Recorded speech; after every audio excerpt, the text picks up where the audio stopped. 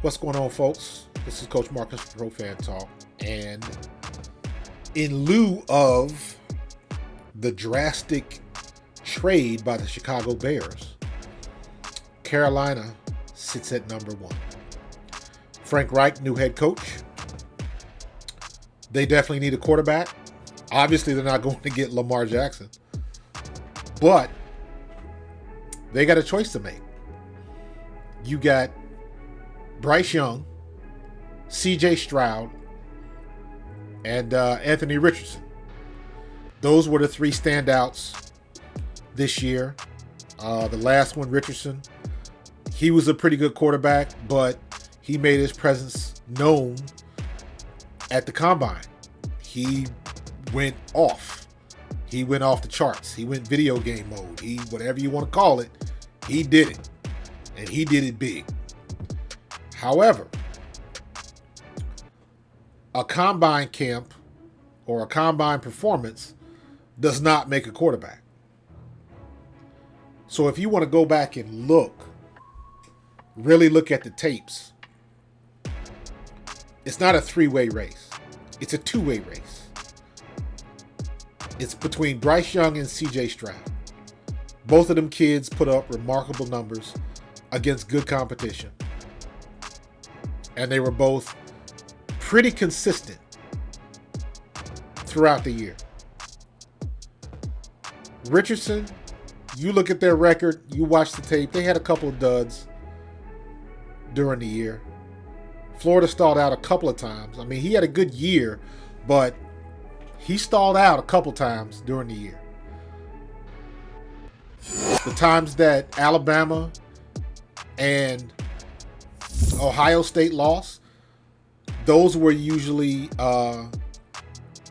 whoever had the ball last won the game.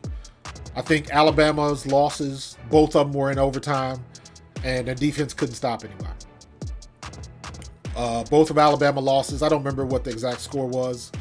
I'll look it up and post it on the video. But I believe they were overtime losses. High-scoring overtime losses. So I'll have to check Ohio State's.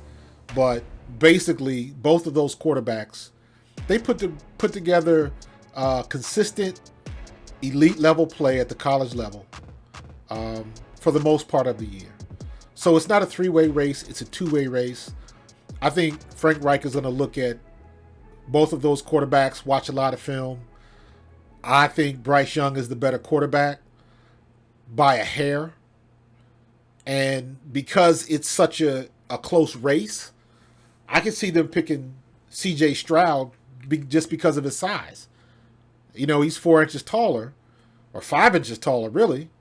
And you want that behind the line. Although, I'm not so much sold on Bryce Young's size. You look at Alabama's offensive line, there's not one guy on that offensive line under 6'4". I believe they got two guys at 6'4", everybody else is 6'5" and above. So it's not like he's standing behind a small offensive line. That's going to be the same size he plays behind when he gets to the NFL. So that's something that he's used to dealing with. And I don't see how it should be any different. The kid's a smart guy. He's got a great ball, great touch. And he knows how to stay in the pocket, and he knows when to get out. He's not getting out looking to run. He's getting out, trying to buy some time, looking to get rid of the ball and move it downfield. Same way with C.J. Stroud. I didn't see him taking off a lot. They both have highlights running the ball.